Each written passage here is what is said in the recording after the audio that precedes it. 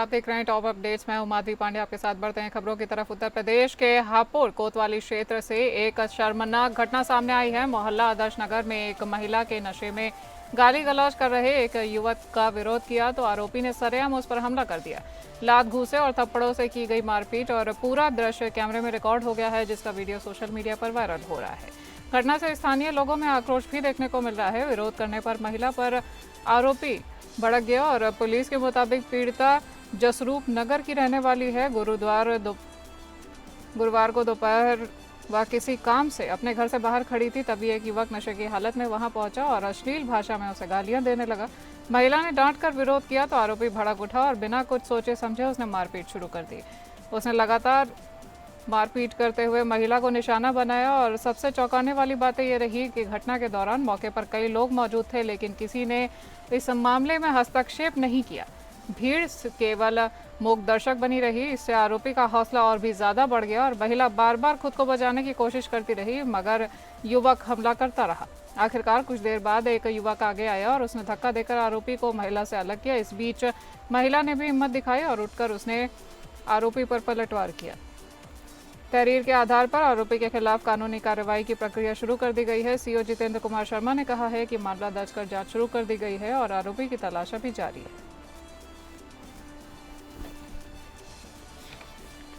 कांवड़ यात्रा को लेकर हापुड़ जिले में पुलिस और प्रशासन सुरक्षा व्यवस्था को लेकर पूरी तरह से मुस्तैद है। जगह जगह पर बैरिकेडिंग, ट्रैफिक व्यवस्था और कांवड़ियों की सुरक्षा के पुख्ता इंतजाम किए गए हैं, लेकिन इसके बावजूद कुछ लोग लापरवाही और नियमों की अनदेखी करते हुए नजर आ रहे हैं। ऐसा ही एक मामला सामने आया है नगर कोतवाली क्षेत्र के रामगढ़ी मोहल्ले से, जहां 3 युवक एक ही बाइक पर बैठकर खुलेआम स्टंट करते हुए नजर आ रहे हैं।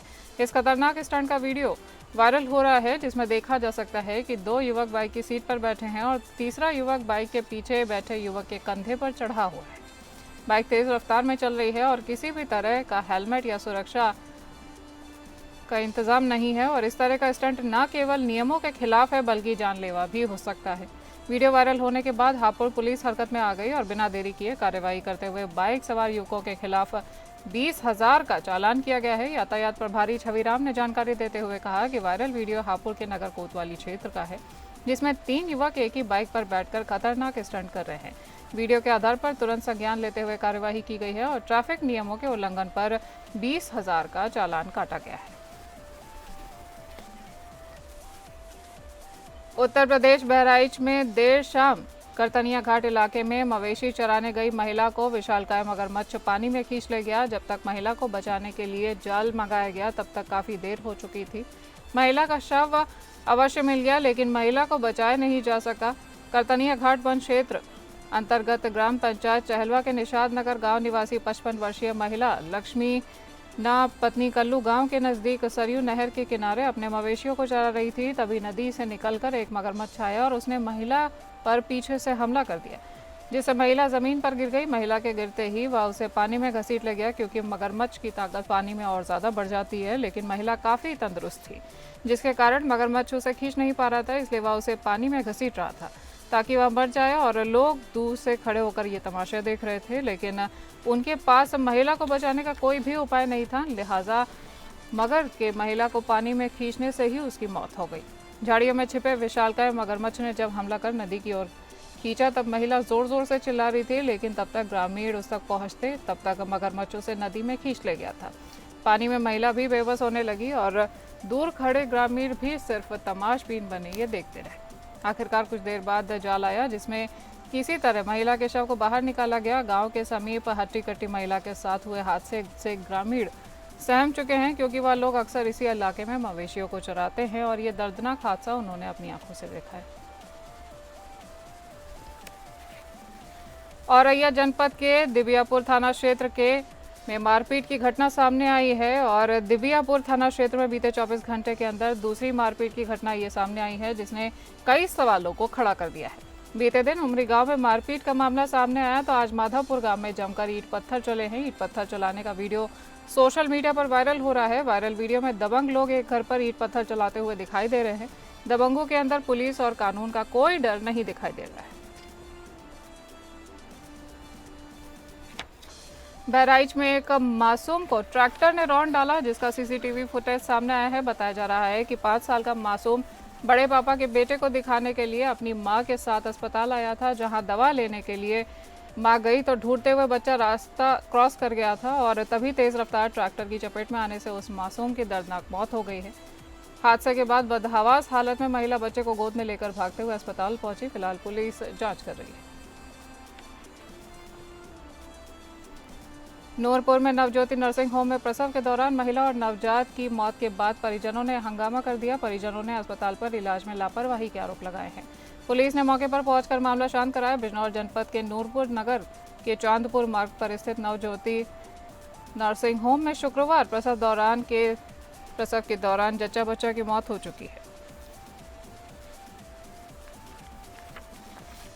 हरदोई जिला पंचायत कार्यालय में 18 जुलाई को महत्वपूर्ण बैठक आयोजित की गई। बैठक में कई अहम निर्णय लिए गए। कलेक्ट्रेट परिसर में जिला पंचायत कार्यालय के मुख्य द्वार पर आगंतुक प्रतीक्षालय में लोकार्पण किया गया। जिला पंचायत अध्यक्ष प्रेमावती पीके वर्मा ने जिलाधिकारी अनुनय झा और मुख्य विकास अधिकारी साना झा छाबड़ा की उपस्थिति में प्रतीक्षालय का उद्घाटन किया। ये प्रतीक्षालय कलेक्ट्रेट में आने वाले लोगों को धूप और बारिश से राहत देगा।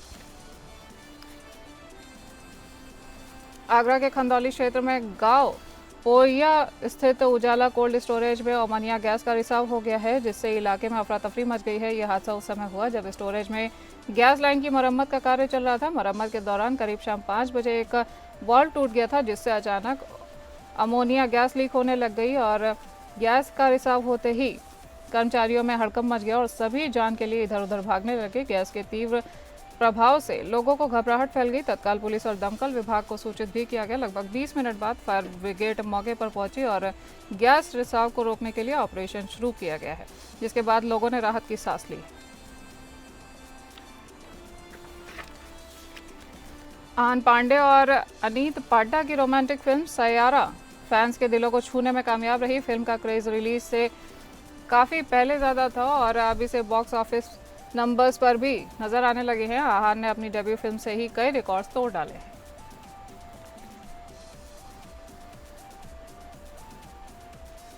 बॉलीवुड की चमक दमक और मॉडलिंग की दुनिया में बिजली के नाम से मशहूर संगीता बिजलानी मुश्किलों में फंस चुकी हैं। दरअसल पुणे जिले के मावल स्थित उनके फार्म हाउस में चोरी हो गई है, ऐसी खबरें आ रही हैं। चोरों ने पूरे फार्म हाउस में जमकर उत्पात भी मचाया है। पुलिस ने अब मामले की जांच शुरू कर दी है। बॉलीवुड की चमक दमक और मॉडलिंग की दुनिया में बिजली के नाम से मशहूर संगीता बिजलानी अब खबरों में आ चुकी हैं।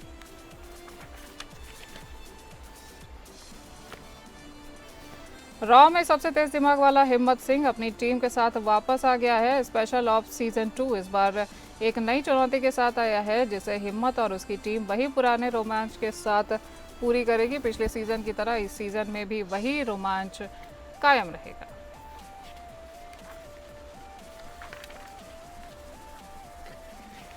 सीरिया और इजरायल के बीच शनिवार तड़के एक अहम सीजफायर समझौता हुआ है। इस समझौते की घोषणा अमेरिकी राजदूत टॉम बैरक ने की है। ये समझौता दक्षिणी सीरिया के सुवेदा प्रांत में दूज अल्पसंख्यक और बेदुइन कबीलों के बीच चल रही हिंसक और झड़पों के बाद हुआ है। रिपोर्ट्स के मुताबिक इन झड़पों में सैकड़ों लोग मारे गए हैं और हजारों लोग बेघर हो चुके हैं। अमेरिकी राष्ट्रपति डोनाल्ड ट्रंप ने शुक्रवार को एक ऐतिहासिक कदम उठाते हुए guiding and establishing national innovation for US stable coins act यानी जीनियस एक्ट पर हस्ताक्षर कर इसे कानून बना दिया है। इस कानून का मकसद डिजिटल करेंसी में अमेरिका को दुनिया का सिरमौर बनाना और अमेरिकी डॉलर की वैश्विक वित्तीय प्रणाली में बादशाहत को और ज़्यादा मजबूत करना है। पाकिस्तान एयरपोर्ट्स अथॉरिटी यानी पीएए ने एक बार फिर से अपने एयर स्पेस में भारतीय विमानों के गुजरने पर प्रतिबंध बढ़ा दिया है। पीएए ने घोषणा की है कि पाकिस्तान ने अपने एयर स्पेस से भारतीय उड़ानों के गुजरने पर 24 अगस्त तक प्रतिबंध बढ़ा दिया है। यह प्रतिबंध भारतीय एयरलाइंस के स्वामित्व वाले संचालित या लीज पर लिए गए सभी विमानों पर लागू होगा।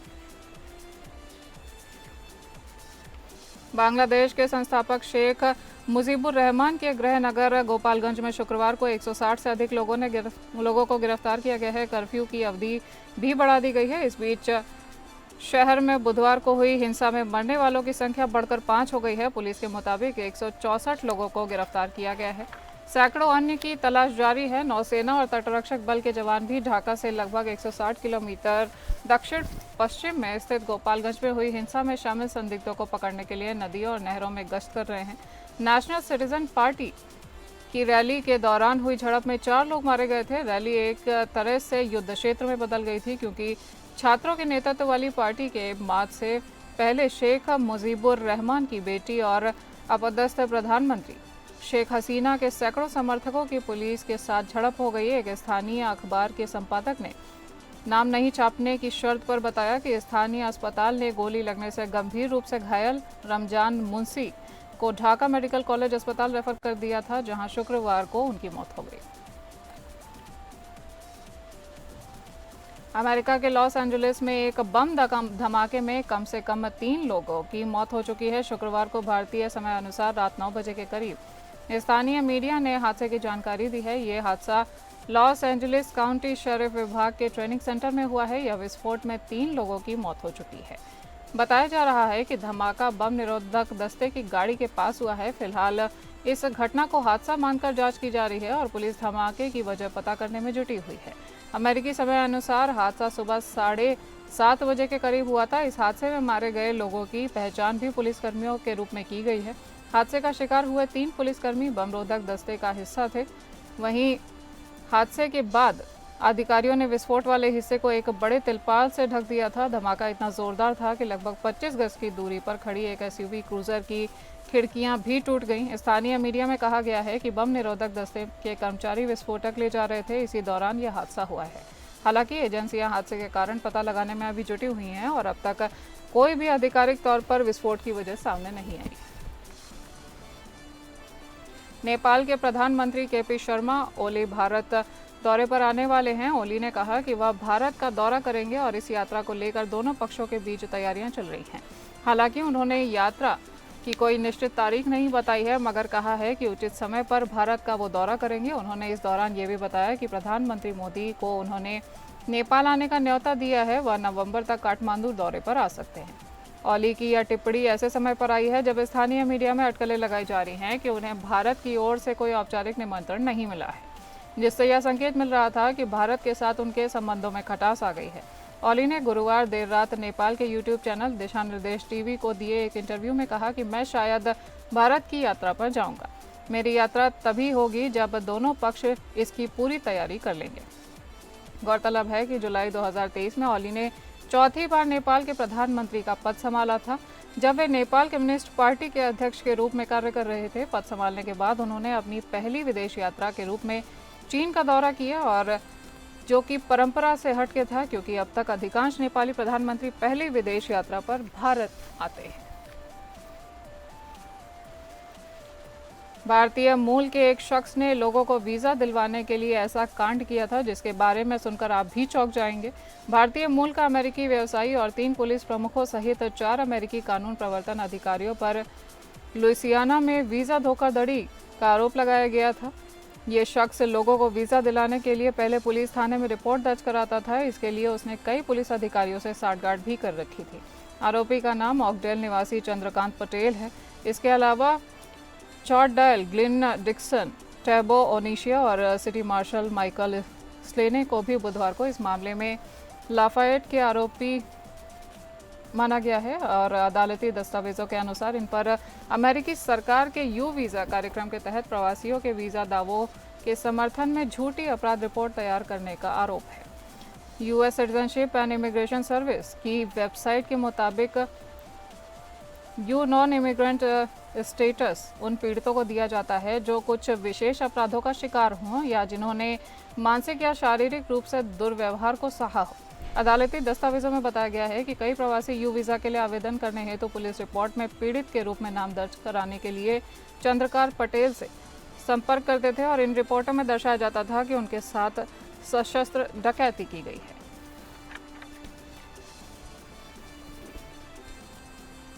एफआईपी की ओर से भेजे गए कानूनी नोटिस में इन मीडिया संस्थानों से औपचारिक माफ़ी की मांग की गई है और इनकी रिपोर्टिंग को सेलेक्टिव और अनवेरिफाइड बताया गया है।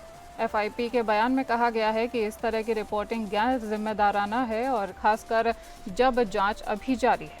भारतीय पायलट संघ यानी फेडरेशन ऑफ इंडियन पायलट्स ने द वॉल स्ट्रीट जर्नल और राइटर्स के खिलाफ कानूनी कार्यवाही शुरू कर दी है। ये कदम 12 जून को हुए एयर इंडिया हादसे को लेकर उनकी हालिया रिपोर्ट्स के बाद उठाया गया है।